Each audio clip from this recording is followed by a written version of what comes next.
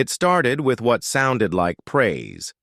Stephanie White, head coach of the Indiana Fever, sat before cameras and called Caitlin Clark a generational talent. On the surface, it read as respectful, an olive branch extended to the player who single-handedly redefined hype in the WNBA. But then, out of nowhere, White dropped a line that stunned fans into silence. The team's recent success without Clark had been a blessing in disguise. That wasn't just a statement. It was a seismic shift. The kind of remark that says more between the lines than it does out loud. Because when your franchise centerpiece, the #1 overall pick, your walking billboard for WNBA relevance, is sidelined and your coach calls that absence a blessing, it doesn't just raise eyebrows. It sets off alarms. Was it a calculated PR move to temper expectations for her return? Or was it a quiet signal to insiders that the team had found a new rhythm, one that didn't need its brightest star? Whatever the intention, fans heard the subtext loud and clear. Maybe, just maybe, the Fever are moving on. But let's be honest, you don't just move on from Caitlin Clark.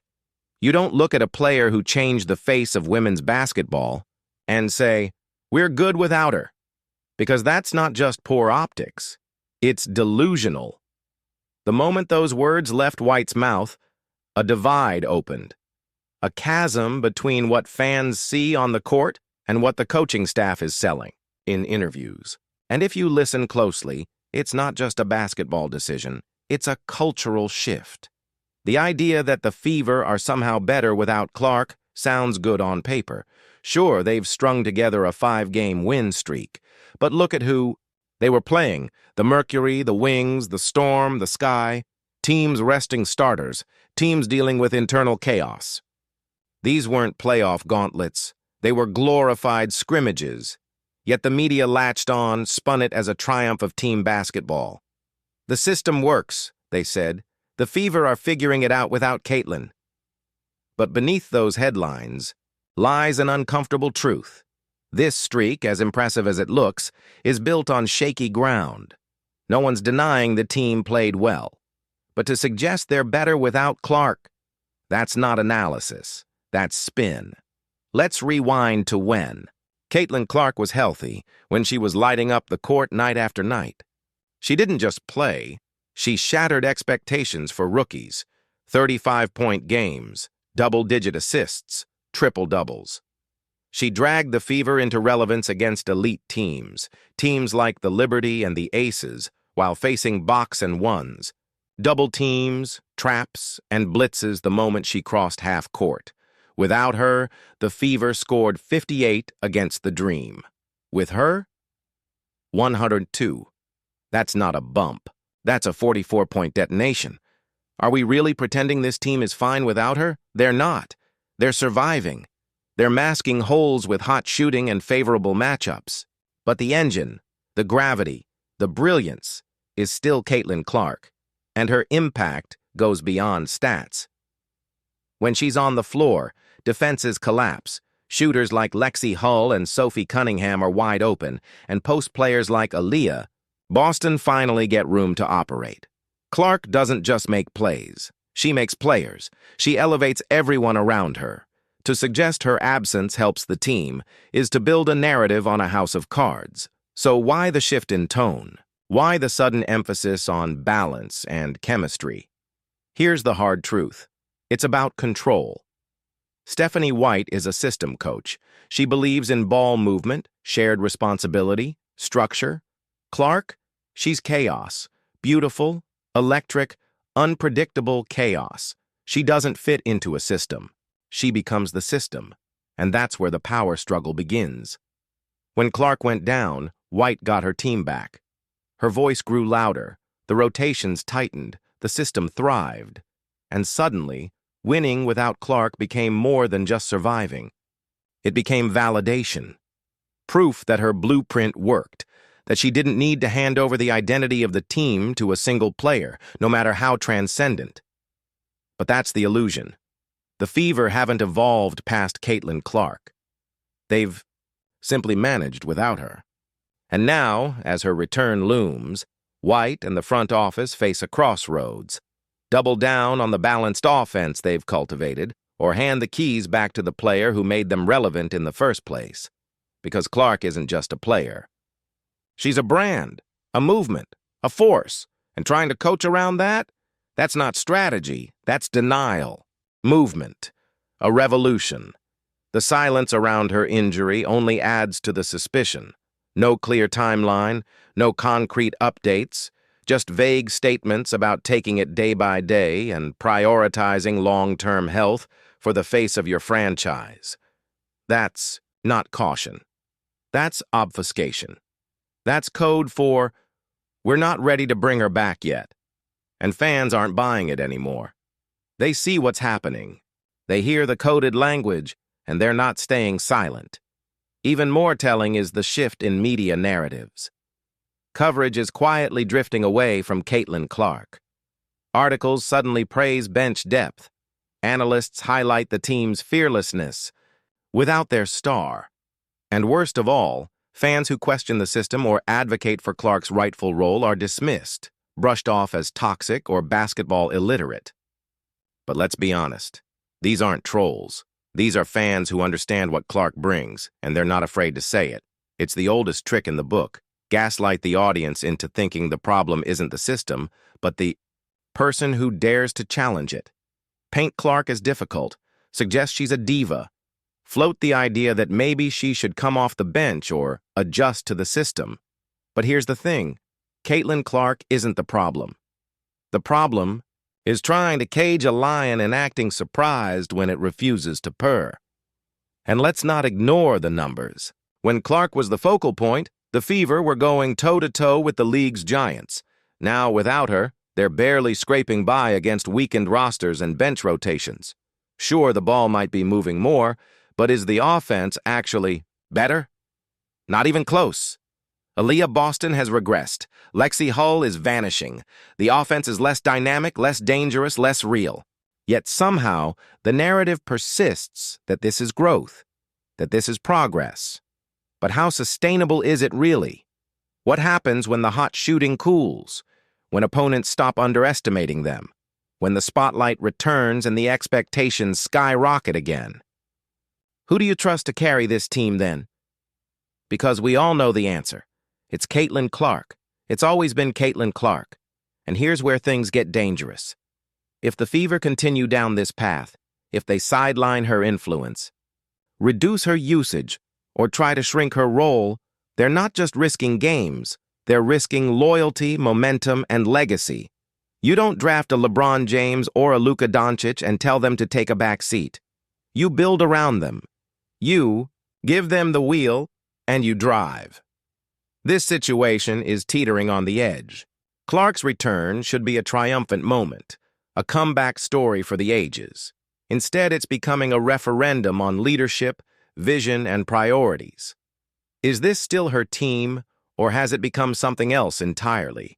A team that no longer wants to be led by the player it once banked its future on. The Fever didn't stumble upon Caitlin Clark. They fought tooth and nail to land her. She wasn't a consolation prize. She was the prize, the #1 pick, the dream every franchise chased. And when Indiana finally got her, it wasn't just a draft pick. It was a resurrection. A stagnant franchise found itself back in the national spotlight. All because of one woman with a lethal step-back three and court vision that could slice through steel. She didn't enter the league quietly. Caitlin Clark arrived like a tidal wave. National broadcasts, sold-out road games, headlines that ask ChatGPT. Certainly. Here's the continuation of your powerful commentary, rewritten without a heading. Didn't just talk about the WNBA, they screamed it. Overnight, Indiana Fever gear became the hottest merch in the league. Grown men who hadn't watched a WNBA game in their lives were now streaming Fever games on their phones just to catch Clark pull-up logo threes and thread cross-court dimes through double teams. And the numbers backed it up. Clark led the NCAA in both scoring and assists. something no player, male or female, had ever done. She wasn't just prolific, she was generational. And when she arrived in Indiana, that greatness didn't pause. It translated. Even when the EU team lost, even when she was trapped and doubled, even when the officiating veered into the absurd, Clark still performed. She carried the team, even when her teammates weren't yet ready to carry themselves. What's most ironic is that the very players now being elevated in Clark's absence are the ones she unlocked in the first place. Sophie Cunningham's resurgence, fueled by Clark's gravity. Kelsey Mitchell's newfound space to attack, made possible because defenders were 30 feet out chasing Clark. Aaliyah Boston's best stretches came with Clark feeding her in transition or dragging shot blockers out of the paint. These weren't coincidences. They were direct consequences of having Caitlin Clark on the floor. But now that she's injured, the story has flipped. The same media outlets that once hailed her as a savior are now cautiously asking if the Fever are better without her. It's the classic sports media bait and switch. Build a star up until she becomes too powerful, then tear her down for not fitting into the very box they built. And the most dangerous part is that it's working.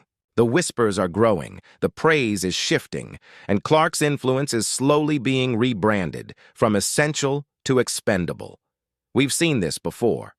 Talented players punished for being too big, too different, too bold for the system around them. This isn't just a WNBA problem, it's a sports problem. Allen Iverson, Russell Westbrook, even Sabrina Ionescu early in her career. Players who didn't fit the mold were asked to shrink themselves, to dim their own light so others could feel comfortable. And what happened? The teams lost. The fans lost. The game lost. Because when you dim brilliance to protect fragility, everyone suffers, and here we are again, watching it unfold in real time. A generational talent being reduced to a question mark. Can she fit in? Should she come off the bench? Is she too ball-dominant? These are the same voices who once begged for a player like Caitlin Clark, and now that they have her, they wonder if she shines too bright. But let's also talk about what this means long-term. Clark isn't just another rookie. She is, by every metric, the most marketable athlete the WNBA has ever had. That's not hyperbole, it's economics. Ticket sales have skyrocketed. Jersey sales shattered records. Networks that used to bury WNBA games on obscure channels are now putting Fever games in prime time. Why? One reason, Caitlin Clark. You don't minimize that. You maximize it. And if Indiana doesn't, someone else will, because here's the truth. Superstars don't stay where they aren't appreciated. They leave. They build dynasties elsewhere.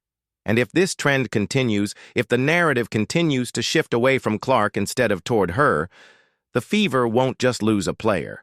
They'll lose the best chance they've ever had at greatness. Of course, here's your compelling continuation, rewritten without a heading, leave. They build legacies elsewhere. And if Clark ever decides her future lies outside of Indiana because the system never truly welcomed her, the Fever won't just lose a player. They'll lose everything. The momentum, the spotlight, the hope. There's also the matter of culture. What message does this send to the next generation of WNBA stars? That even if you dominate college, shatter records, elevate your team and your league, you still might get sidelined if you don't blend in? That's not a strategy. That's a warning sign. A giant blinking red flag that says, we love stars until they threaten the system. And that system is already showing cracks.